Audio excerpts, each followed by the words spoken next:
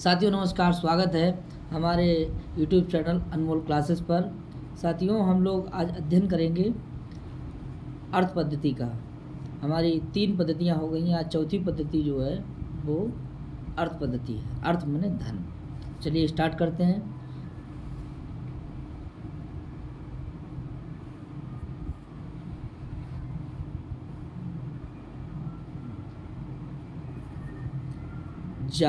शार्दूल विक्रीडित छंद है ये।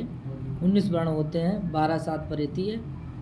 जाति यातुरसातलं गुणगणा तत्रप्यदो गच्छतां शीलं शैलतटात् पततु अविजना सन्देह्यतां वह्यना शौर्ये वैरिणि वज्रमात्वतु निपत अर्थस्तु न केवलम् येनेकेन विना गुणतृणलवा प्रयासमस्तायि में। भर्तृहरि जी कहते हैं कि बोले जाति, जो जाति होती है, जाति जात पात, कोई भी जाति में आप पैदा हुए हों वो कहाँ चली जाए? रसातल। कहाँ चली जाए? जाति रसातलम यातु क्रिया है, जाति रसातल में चली जाए। और बोले गुण और उसके हैं गणमाने समूह, गुण के समूह भी तत्र भी, उससे भी आधा माने नीचे, गच्छताम माने चले जाए। जाति कहाँ चली जाए? रसातल में चली जाए। और गुण के समूह कहाँ चले जाए? गुण के समूह उससे भी नीचे चले जाए। तो पहली वाली लाइन समझ में आ गई। जाति कहाँ चली जाए? रसातल में चली जाए। गुण का समूह कहाँ चला जाए? उससे भी नीचे चला जाए। उससे मतलब रसातल से भी नीचे चला जाए। तत्र अपि, जाति रसातल में चली जाए और गुण के समूह उससे भी नीचे चले जाएं। पहली लाइन आप समझ गए होंगे। दूसरी लाइन देखिए, जो सील है, क्या है? सील, सील है सद्व्रत। जो सील है वो क्या हो जाए? बोले शैल तटात, शैल तटात, सही है। पततु, जो सील है वो शैल माने पर्वत से, यानी गिरी से, पहाड़ से। पततु माने क्या है? गिर जाए। जो सील है, जो सील है वो किससे गिर जाए? जो सील है वो पर्वत से गिर जाए, सील पर्वत से गिर जाए। अब आया पततु, यहाँ पे हो गया यण संधि हो गई, तो वा में से क्या निकाल लेंगे? आ। पततु पा ता तू, पततु है। यहाँ पे क्या है? आ भी जना, अभिजना। तो यहाँ पे ऊ का क्या हो गया? वाह। तभी यहाँ पे बना हुआ है क्या? पततु प्लस अभिजना, पततु प्लस अभिजना। ठीक है। तो अभिजन लोग जो हैं वो कहाँ हो जाए? अभिजना संध्यताम बहिना। जो आपका अभिजना है, अभिजना का अर्थ होता है उच्च वंश में, उच्च वंश में क्या, कहाँ गिर? उच्च वंश में बोले जल जाए, यानी कि उच्च वंश में, यानी उच्च वंश आग में गिर जाए। बहिना माने क्या है? आग में। और अभिजना माने क्या है? उच्च वंश। आपका उच्च वंश जो है वो आग में क्या हो जाए? गिर जाए, अर्थात जल जाए। तो पहली लाइन का अर्थ क्या था? जाति रसातल में चली जाए, गुण के समूह उससे भी नीचे चले जाएं, और जो आपका जो शैल है, सील है, वो पर्वत से नीचे गिर जाए, गिर जाए। ठीक है। और अभिजना, अच्छे कुल जो हैं, अच्छे शौर्य वैरिणी वज्रम आसु।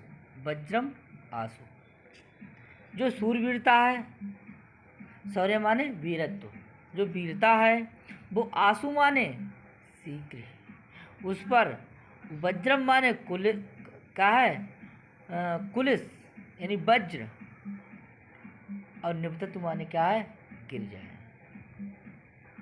निपतत्व माने क्या है, गिर जाए। यानी कह रहे हैं जो शत्रु, जो वैरिणी है, शत्रु तुल्य जो वीरता है, उस पर शीघ्र ही क्या गिर जाए, वज्र गिर जाए, अर्थात वज्र गिर पड़े। अब कह रहे हैं कि यहाँ पे अर्थसंधि हो जाएगी। निपततु प्रकार अर्थ, अर्थ अर्थोस्तु न केवलम, अर्थस्तु न केवलम है, सिर्फ धन हो। केवल, केवलम माने केवल धन हो, केवल क्या हो, धन हो। कह रहे हैं कि भैया पैसा होए चाहे जाति रसातल में चली जाए, चाहे उस गुण के समूह उससे भी नीचे चले जाएं, चाहे आपका सील पर्वत से नीचे गिर जाए, चाहे आपके अभिजना, आपका वंश आग में गिर जाए, चाहे आपकी जो वीरता है, सूरवीरता है, वो उस पर क्या गिर जाए, वज्र गिर जाए, लेकिन क्या होना चाहिए, पैसा होना चाहिए। क्या होना चाहिए, हैं, अर्थस्तु ना केवलम, अर्थस्तु ना केवलम। तो कह रहे हैं कि एने केन बिना, इन एक के बिना भी, एने केन बिना, कह रहे हैं जिस एक के बिना, बोले इमे समस्ता, ये समस्त जो गुण हैं वो कैसे, किसके समान है, तृणलभ प्राया, एक तिनके के समान है। कह रहे हैं कि ये नेकेन बिना, एक के, जिस एक के बिना ही ये सारे गुण जो हैं वो तृण लवा, तिनके के समान होते। जितने भी आपके अंदर गुण, अगर बहुत गुण हैं आपके पास और ठीक है, लेकिन पैसा नहीं है तो सब बेकार है। ठीक है, तो समझ में आ गया होगा आपको अर्थ इसका। आगे देखते हैं। अब देखिए, जाति रसातल में चली जाए और गुण समूह उससे भी नीचे चले जाए, पर्वत सील पर्वत से गिर जाए, उच्च वंश आग में जल जाए, और शत्रु तुल्य वीरता पर शीघ्र ही वज्र पड़े, सिर्फ धन हो। आगे, जिस एक के बिना ये सारे गुण तिनके के समान होते।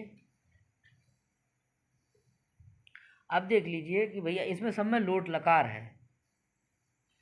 इधर देखिए, यातु में लोट लकार नोट कर लेंगे, गच्छताम में लोट लकार, ठीक है, पततु में लोट लकार, संध्यताम में लोट लकार, निपततु में लोट लकार, इन सब में कौन सा लकार है, लोट लकार है।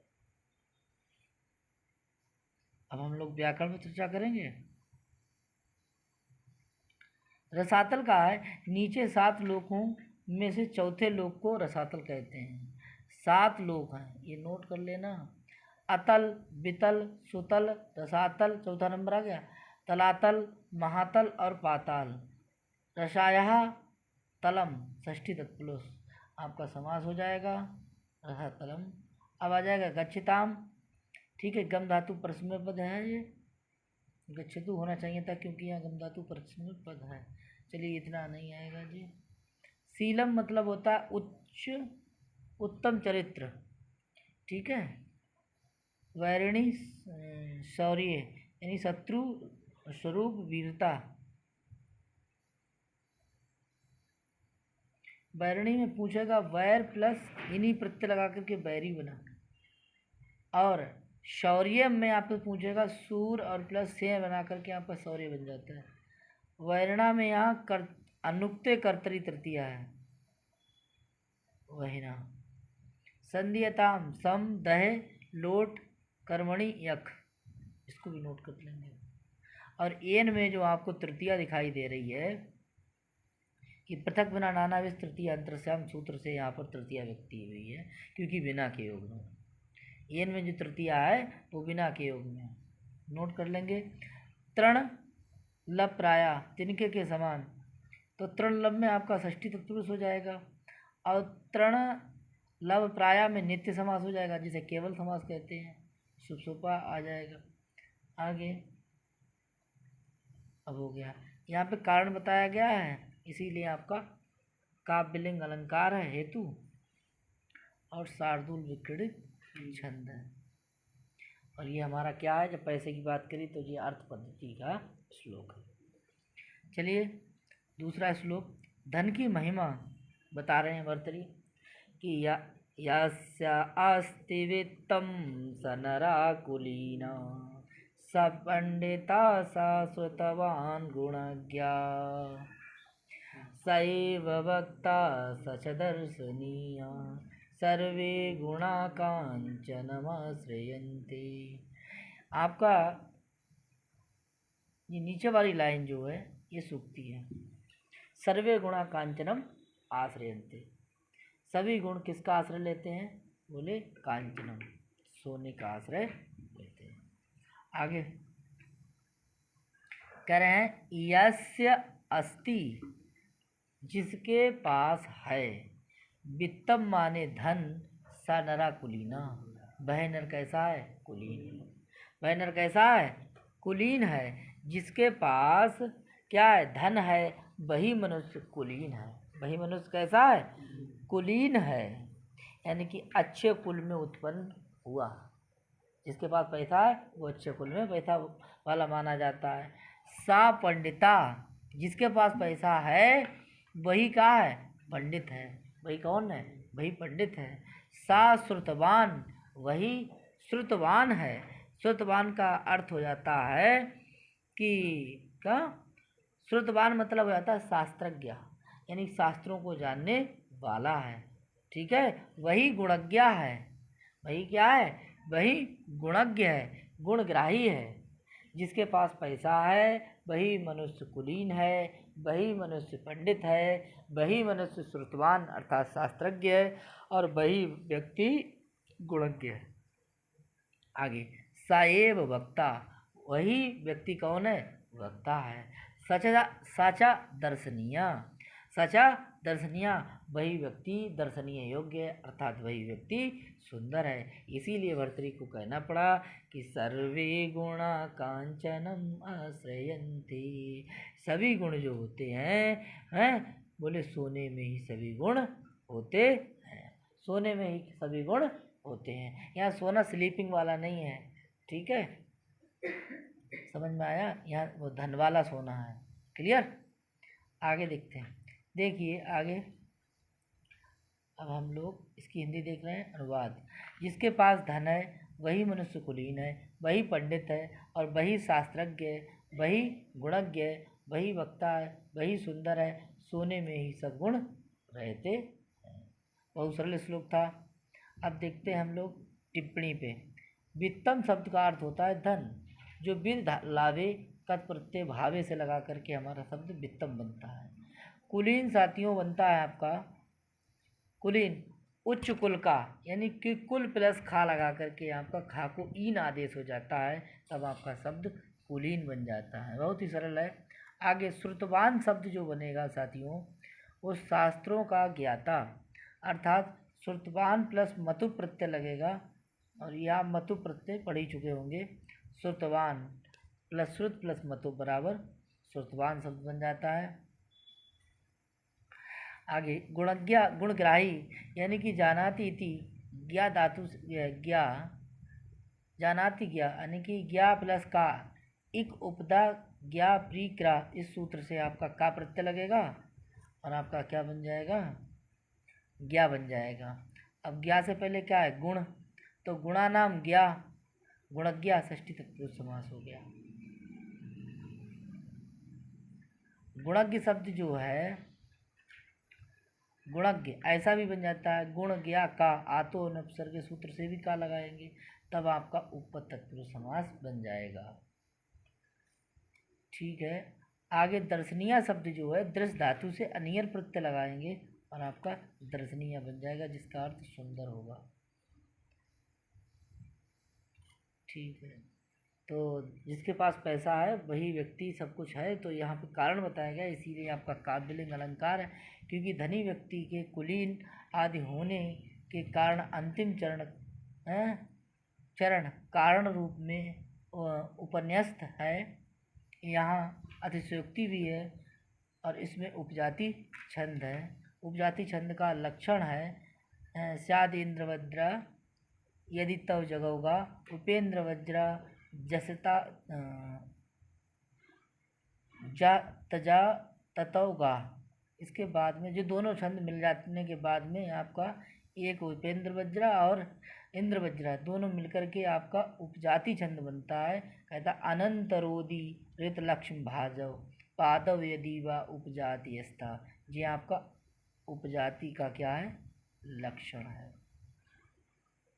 ठीक है, इंद्र वज्रा और उपेंद्र वज्रा मिलकर के आपके उपजाति छंद बन जाता है। तो आपका ये जो श्लोक था वो उपजाति छंद में था। अब देखिए कौन किससे नष्ट होता है, भर्तृहरि जी बता रहे हैं, और ये शार्दूल विक्रीडित छंद में श्लोक है, पढ़ेंगे। दौर्मन्त्रयात नृपनीति विनश्यति यति संगासुतो लालनात् विप्रो अनन अध्ययनात् कुलं कुतनया शीलं खलोपासना ह्रीमद्यातनवेक्षणादपि कृषि स्नेहा प्रवाश्रयात् मैत्री च प्रणयात् समृद्धियनायात् त्यागात् प्रमादात् धनम्। देखिए कह रहे हैं एक क्रिया पकड़ेंगे विनश्यति। विनश्यति का अर्थ हो जाता है नष्ट हो जाता है। तो बहुत ही सरल है। बोले दौर मंत्रयात, बूढ़ी मंत्रणा से नृपति माने राजा का विनाश हो जाता है। जब अच्छी मंत्रणा होती तो राजा फल फूटता है, आगे बढ़ता है, और जब बुरी मंत्रणा होती है, अच्छे सलाहकार नहीं होते हैं, तो उस राजा का क्या हो जाता है, नाश हो जाता है। तो इसीलिए भर्तृहरि कह रहे हैं कि बुरी मंत्रणा से, खराब मंत्रणा से, खराब सुझाव से राजा का क्या हो जाता है, नाश हो जाता है। क्या हो जाता है, नाश हो जाता है। नृपति दौर मंत्रयात याति, ठीक है, कह रहे राजा बुरी मंत्रणा से, कह रहे हैं कुमंत्रणा से राजा का क्या हो जाता है, नाश हो जाता है। समझ में आ गया है। आगे देखते हैं। अब कह रहे हैं कि संगात, संगात माने, संगात का अर्थ क्या हो जाता है, संगात का अर्थ है संगात संगत, संगत से, और बोले सुतम माने पुत्र का है, और कह रहे लालनाथ याति, ठीक है, ज़्यादा लाड़ प्यार यानी आसक्ति से, नहीं सॉरी गलती होगी, कह रहे हैं आगे यति माने सन्यासी का, यति माने सन्यासी का। बोले संगात, संगात यानी कह रहे हैं संगात मतलब लोक संपर्क, लोक संपर्कात, लोक संपर्क से जो याति है, यति माने क्या है, यति सॉरी यति माने क्या है, सन्यासी। याति तो क्रिया होती है, तो यति माने सन्यासी का, जो सन्यासी होता है उसका लोक संपर्क करने से, ठीक है, यानी आसक्ति से यति माने सन्यासी का भी नाश हो जाता है। क्रिया आपकी काम से रहेगी, विनश्यति रहेगी। और लालनाथ, लाड़ प्यार करने से, सुतम माने पुत्र का भी, विनश्यति माने नाश हो जाता है। ठीक है, तो पहली लाइन का अर्थ आप समझ चुके होंगे। कह रहे हैं नृपति माने राजा का बुरी मंत्रणा से नाश हो जाता है, यति माने सन्यासी का जो लोक संपर्क में आने से उसका नाश हो जाता है। ठीक है, अत्यधिक आसक्ति से यति माने सन्यासी का नाश हो जाता है, और सुत माने पुत्र का ज़्यादा लाड़ प्यार करने से नाश हो जाता है, खराब हो जाता है। तो पहली लाइन का अर्थ आप समझ गए होंगे। आगे अब देखिए यहाँ पर जो है ये जो आपको दिखाई दे रहा है दुई, ये आपका जो दा है ये इधर आ जाएगा तो बन जाएगा ये ता, लालनाथ। तो यहाँ बचेगा आपका वी, विप्रयोद है, विप्रो, विप्र अनध्यानात कुलम। तो कह रहे हैं कि अनध्यात्म, विप्र माने ब्राह्मण का, अनध्यात्म माने क्या होता है, बिना पढ़ने से, यानी शास्त्र ज्ञान ना करने से। बोले शास्त्र ज्ञान ना करने से विप्र माने ब्राह्मण का, विनश्यति माने नाश हो जाता है। यानी अगर ब्राह्मण नहीं पढ़ता है तो उसका क्या हो जाता है, नाश हो जाता है। अध्ययन ना करने से ब्राह्मण का विनाश हो जाता है। आगे अब कह रहे हैं कि कुलम कुतनया, कुलम कुतनया, बुरे पुत्र से कुल का अर्थात वंश का विनाश हो जाता है। क्रिया कौन सी रहेगी आपकी, विनिश्यति। शीलम, ठीक है, ये छा दिखाई दे रहा है संधि की वजह से हो गया, वैसे शीलम है, ठीक है। तो शीलम या शीलम बोल दीजिए। खलोपासनात्, खलोपासनात्, और बोले दुष्टों की संगति से, खलों की संगति से, शीलम माने शील का भी क्या हो जाता है, नाश हो जाता है। विनश्यति माने क्या हो जाता है, नाश हो जाता है। तो दोनों लाइनों का अर्थ आप समझ गए होंगे कि बुरी मंत्रणा से राजा का नाश हो जाता है, ठीक है। संपर्क में आने से, लोक संपर्क में आने से जो यति माने सन्यासी है उसका नाश हो जाता है, अर्थात आसक्ति से यति का नाश हो जाता है। ज़्यादा लाड़ प्यार करने से पुत्र बिगड़ जाता है, और अध्ययन ना करने से ब्राह्मण का विनाश हो जाता है। और कह रहे हैं कि बुरे पुत्र से कुल का विनाश हो जाता है, और दुष्टों की संपर्क में आने पर शील व्यक्ति, सदाचारी व्यक्ति का विनाश हो जाता है। इस तरीके से दो लाइनों का अर्थ आपने समझ लिया। हिरी मद्यात अन्वेक्षणात् अपि, तो कह रहे हैं हिरी मद्यात, हिरी मद्यात यानी मदपान करने से लाज, बोले हिरी मद्यात मतलब होता है मदपान करने से लाज, बोले चली जाती है।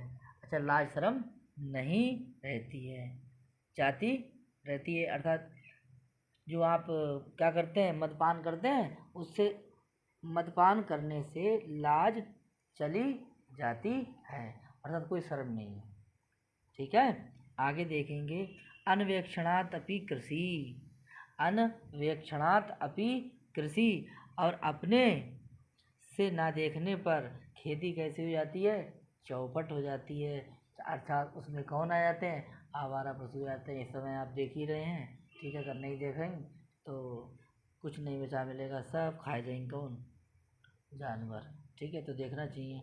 आगे देखें स्नेहा, इसने बोले प्रवास आश्रयात, प्रवास आश्रयात, और इसने माने क्या होता है, प्यार, और विदेश जाने पर, प्रवास जाने पर स्नेह का क्या हो जाता है, नाश हो जाता है। आप बम्बई चले गए, और बम्बई चले जाने के बाद कभी फ़ोन ना करो अपनी बहू के लिए, तो आपका प्यार धीरे धीरे ख़त्म हो जाएगा। इसलिए आप जो है प्रवास जरूर जाओ, लेकिन फ़ोन ऑन करते रहो। आगे देखो, मतलब टच में रहो। समझ में आया। आगे देखेंगे, बोले मैत्री, मैत्री माने क्या है, मित्रता, मैत्री माने क्या है, मित्रता। बोले चा, मैत्री माने मित्रता, अप्रणयात, अप्रणयात, अप्रणयात यानी कह रहे हैं, कह रहे परस्पर अनुराग ना दिखाने से बोले दोस्ती भी नष्ट हो जाती है। परस्पर जो अनुराग, एक दूसरे जो प्रेम ना दिखाने पर दोस्ती भी क्या हो जाती है, नष्ट हो जाती है। आगे कह रहे हैं समृद्धि अनायात, और कह रहे हैं अन्याय से समृद्धि का विनाश हो जाता है। और आगे कह रहेंगे कि आगे है धनम, बोले धनम, जो लिखा है आपका धनम प्रमादात और त्यागात, यानी धनम प्रमादात त्यागात, यानी त्यागात, त्याग प्रमादात धनम, और अधिक खर्च करने से, बोले लापरवाही करने से धन का विनाश हो जाता है। समझ में आ गया है? ठीक है। बुरी मंत्र तो आप एक एक करके फिर से गिना दे रहे हैं। बुरी मंत्रणा से राजा का नाश हो जाता है। ठीक है। लोक संपर्क या आसक्ति में आने से बाबा का यानी सन्यासी का नाश हो जाता है। और लाड़ प्यार करने से पुत्र भी खत्म हो जाता है, उसका विनाश होना संभव है। और अध्ययन न करने से ब्राह्मण का विनाश हो जाता है। बुरे कह रहे हैं बुरे पुत्र से कुल का नाश हो जाता है। और शील जो सदाचार व्यक्ति होता है, ठीक है, दुष्ट लोगों की संगति में जाने से उसका विनाश हो जाता है। और शराब आदि पीने से, मदपान करने से लाज चली जाती है, लाज शर्म चली जाती है। आगे देखेंगे अनवेक्षणातपि कृषि, खेती को ना देखने पर खेती खराब हो जाती है, चौपट हो जाती है। और प्रवास चले जाने पर स्नेह का विनाश अर्थात प्यार का विनाश हो जाता है। परस्पर एक दूसरे से अनुराग ना दिखाने पर मैत्री भी खत्म हो जाती है। आगे अन्याय से समृद्धि का भी क्या हो जाता है? नाश हो जाता है। न्याय से समृद्धि का नाश नहीं होता, अन्याय से समृद्धि का नाश भी हो जाता है। और अधिक धन खर्च करने पर बोले त्यागात त्यागात प्रमाद यानी आलस से, प्रमाद माने आलस भी होता है। तो कह रहे हैं कि अधिक खर्चदारी से, लापरवाही करने से धर्म माने धन का विनाश हो जाता है।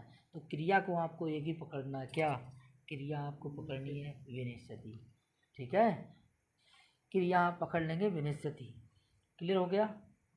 सरल है। आगे देखते हैं। देखिए हिंदी देख लेते हैं। कह रहे हैं कुमंत्रणा से राजा का नाश हो जाता है, आसक्ति से यति का नाश हो जाता है, दुलार करने से पुत्र का, और शास्त्र का अध्ययन न करने से ब्राह्मण का, बुरे पुत्र से वंश का, और दुष्टों की संगति से शील का नाश हो जाता है। मद्यपान करने से लाज जाती रहती है। अच्छा आगे देखिए अपने से नहीं देखने पर खेती चौपट हो जाती है। और विदेश में रहते ही स्नेह का नाश हो जाता है। परस्पर अनुराग न दिखाने से दोस्ती नष्ट हो जाती है। अन्याय से समृद्धि का नाश हो जाता है। और खर्चदारी में लापरवाही करने से धन का विनाश हो जाता है। तो साथियों ये था आपका श्लोक का अनुवाद। अब हम देख रहे हैं टिप्पणी। तो नृपति शब्द जो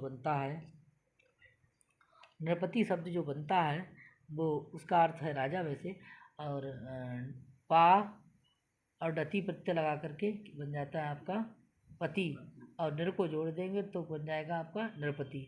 अब इन पर समास पूछेगा तो बताएंगे कि नृणाम पति बराबर नृपति। षष्ठी तत्पुरुष बहुत सरल है, क्योंकि पूर्व पद में जो विभक्ति है षष्ठी है तो षष्ठी तत्पुरुष, पंचमी है तो पंचमी, द्वितीया तो द्वितीया, तृतीया तो तृतीया। ठीक है आगे देखते हैं। दौर मंत्र्यात कुमंत्रणा से अर्थात बुरी सलाह से, कुमंत्रणा है यानी दुष्टा मंत्रा। ठीक है, तो आपका अपराधी बहुव्रीहि समास हो जाएगा। और दौर मंत्र्यात अगर देखा जाए तो हेतु से आपकी पंचमी विभक्ति है इसमें दौर मंत्र्यात में, और दुर्मंत्रण प्लस से लगाएंगे तो आपका दौर मंत्रम बनता है। तो इस तरीके से क्या भी प्रश्न है। ठीक है, दौर मंत्रा में आपका पूछा जाए तो अपराधी बहुव्रीहि समास एक प्रश्न। इसमें पूछा जाए कि सूत्र से पंचमी है तो आप हेतु से बताएंगे। फिर पूछा जाए कि दौर मंत्र में कौन सा प्रत्यय तो आप से बताएंगे। दोनों पूछेगा प्रकृति प्रत्यय तो दुर्मंत्र प्लस से। इस तरीके से प्रश्न पूछ सकता है परीक्षा में। आगे देखते हैं।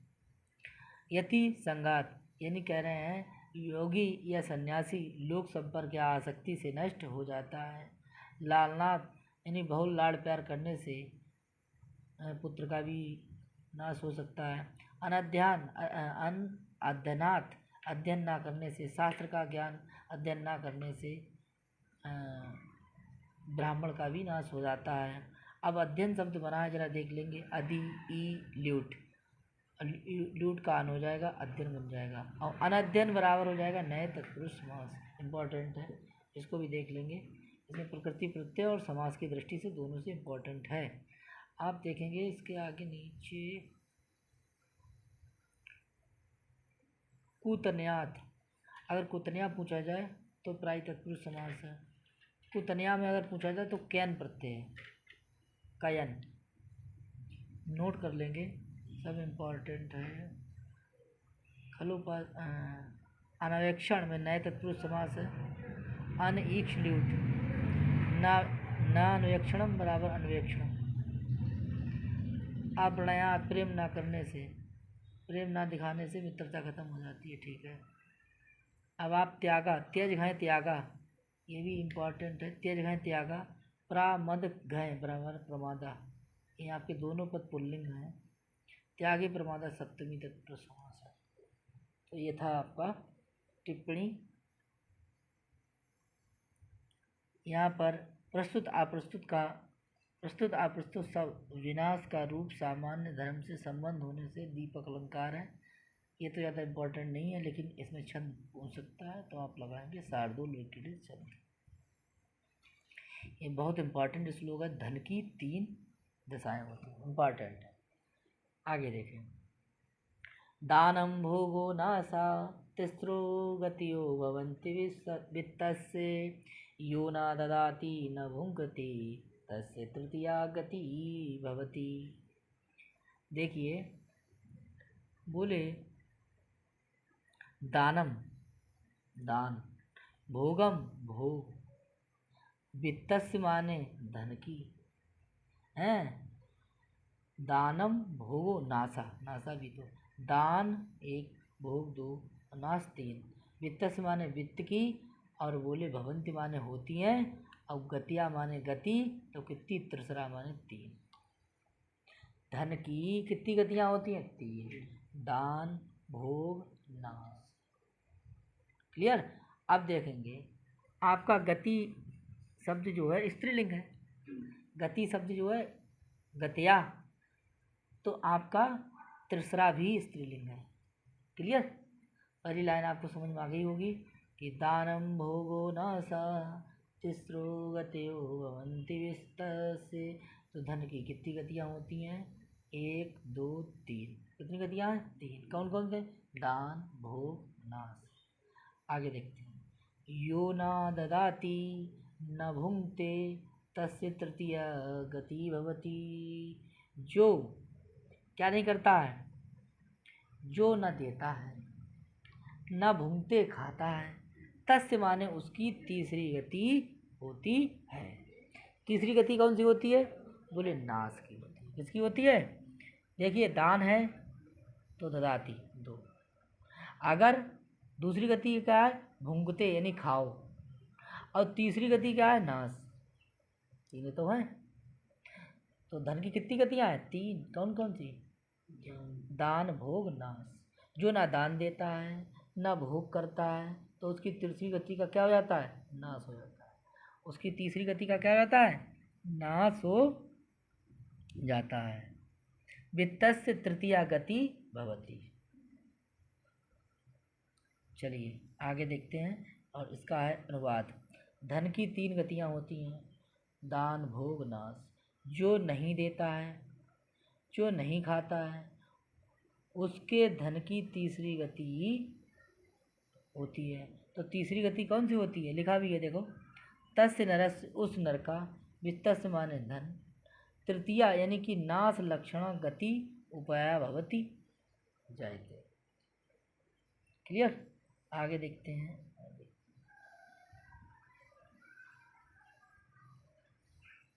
देखिए ये शब्द देखिए। अब देखिए टिप्पणी पर। दान शब्द है, दानम कैसे बना? तो दा धातु से ल्यूट प्रत्यय लगा करके दानम बन जाता है। भोग शब्द कैसे बनता है?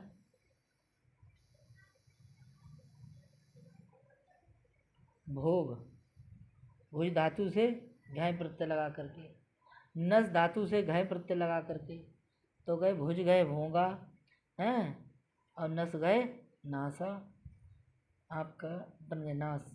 और तृतीय गति यानी कि तृतीया माने तीसरी गति, अर्थात क्या है? अर्थात नाश। अन्यत्र भी कहा गया, चलो छोड़ दीजिए इसके लिए। ये थी आपकी क्या? ये आपका था, ये श्लोक आर्या छंद में था।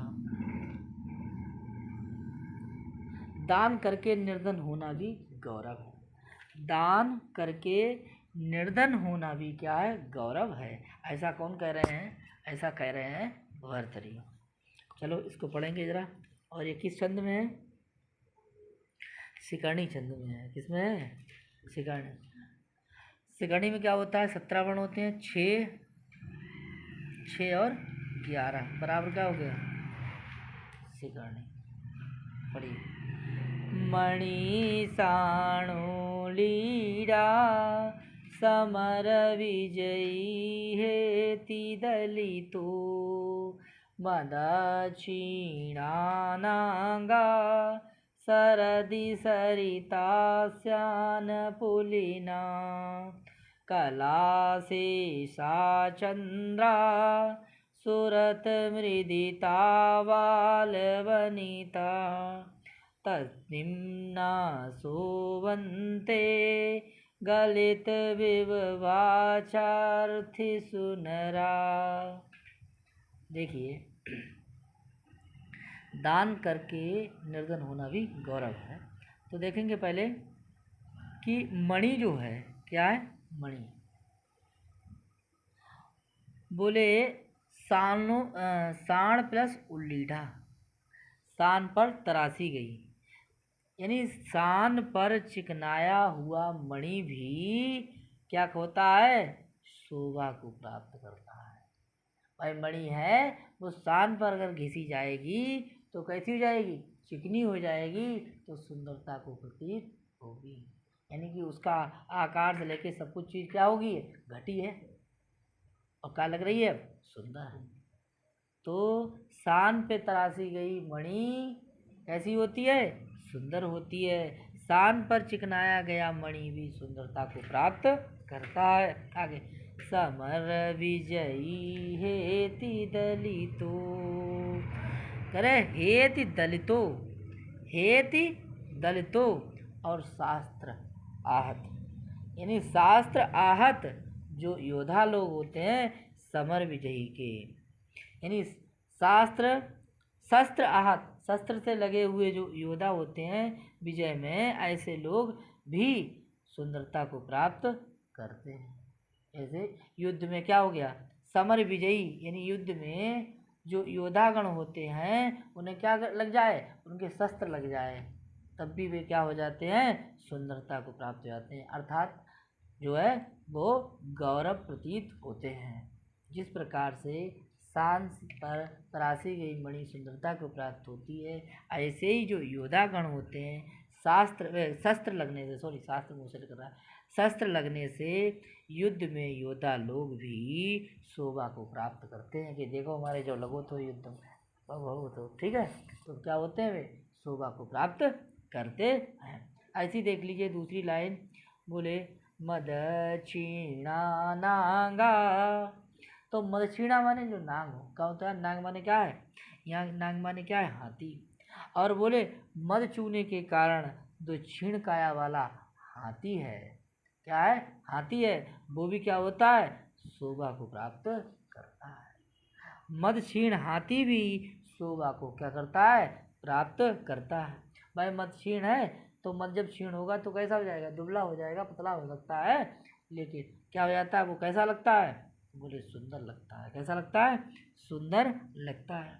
आगे, सरदि सरिता श्यान पुलिना, और शरद ऋतु में सरिता, शरद ऋतु में सरिता श्यान, सरिता अश्यान पुलिना, यानी शरद ऋतु में, शरद काल में सिकुड़ी हुई नदी भी शोभा को प्राप्त होती है, अर्थात क्षीण होने पर भी ये शोभा को प्राप्त हो जाती है। यानी कह रहे हैं कि शरद ऋतु में नदियाँ जो है वो सिकुड़ जाती हैं, ठीक है, उनमें पानी उनी कम रह जाता है, ठीक है, तो क्षीण होने पर भी ये शोभा को प्राप्त हो जाती हैं। दो लाइनें आपको समझ में आई हुई। आगे तीसरी लाइन देखिए, कला शेषा चंद्रा, कला शेषा चंद्रा, और कह रहे हैं कला शेषा चंद्रा, बोले द्विज का चांद भी, द्विज का जो चांद भी अमावस्या आदि के प्रकोप से, ठीक है, बोले क्षीण होने पर भी जो आपका चंद्रमा है, द्विज का चंद्रमा है, केवल कला मात्र ही शेष रह गया, ऐसा का चंद्रमा भी है, वो भी क्षीण होने पर सुशोभित होता है। कौन?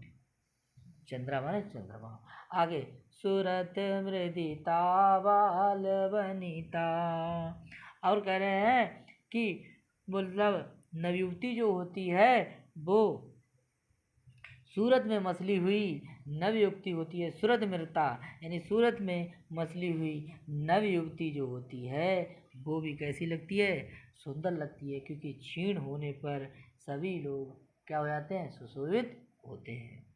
यानी कह रहे हैं कि भैया सूरत यानी रति कीड़ा में जो स्त्री रति कीड़ा में लगी हुई स्त्री कैसी होती है? रति क्रीड़ा से मृदिता होकर के जो स्त्री है वो भी सुंदरता को प्राप्त करती है, अर्थात क्षीण होने पर भी शोभा को प्राप्त होती है। आगे तनिम्ना सोवंते गलित विवाचारथिषु नरा। अर्थिषु बोले गलित विहुआ नरा। कह रहे हैं कि ऐसे दानी पुरुष हैं, ये सब क्षीण होने के बाद भी बोले अर्थिषु और कौन है? गलित विहुआ ऐसे नरा तनिम्ना सोवन्ते बोले ऐसे दानी पुरुष सब कुछ क्षीण हो जाने के बाद भी शोभा को प्राप्त हो जाते हैं। ठीक है, गलित विहुआ चा अर्थिषु नरा, अर्थात सब कुछ क्षीण हो जाने पर ऐसे पुरुष जो होते हैं उनका सब कुछ क्षीण हो जाने पर भी सुशोभित होते हैं। अर्थात क्षीण हो जाने पर पुरुष जो होता है वो सुशोभित होता है। सब दान करने पर भी मनुष्य कैसा हो जाता है? सुशोभित हो जाता है। तो आपको अर्थ समझ में आया होगा। चलिए हम लोग अब अर्थ देख लेते हैं। कह रहे हैं देखिए भैया, शान पर चिकनाया हुआ मणि, शास्त्र आहत समर विजयी योद्धा और मद चूने के कारण क्षीण काया वाला हाथी, शरद ऋतु में सिकुड़ी हुई नदी, द्विज का चांद, सूरत में मसली हुई नवयुवती, दान देते देते जिसकी संपत्ति कम हो गई हो, ऐसे मनुष्य दानी पुरुष ये सब क्षीणता के कारण ही सुशोभित होते हैं। अर्थात क्षीण होने से ये सभी सुशोभित होते हैं। श्लोक का अर्थ आपको समझ में आ गया होगा। अब हम लोग जो हैं जरा टिप्पणी पे देखते हैं। शान प्लस उल्लीढ़ा, शान पर घिसा हुआ या चिकनाया हुआ, तो उल्लीढ़ा शब्द कैसे बनेगा जी जरा देखेंगे। उल्लीढ़ा उद लिह कत तोरली सूत्र से आपका बन जाएगा, जो दा है उसके स्थान में क्या बन जाएगा? आपका दा का हो जाएगा ला। ठीक है, ये आपका बन जाएगा उल्लीढ़ा। आगे साणेन उल्लीढ़ा बराबर तृतीय तत्पुरुष समास। हेति दल तो यानी शास्त्र से आहत किया हुआ, तो आपका तृतीय तत्पुरुष समास। समर विजयी युद्ध विजयी योद्धा,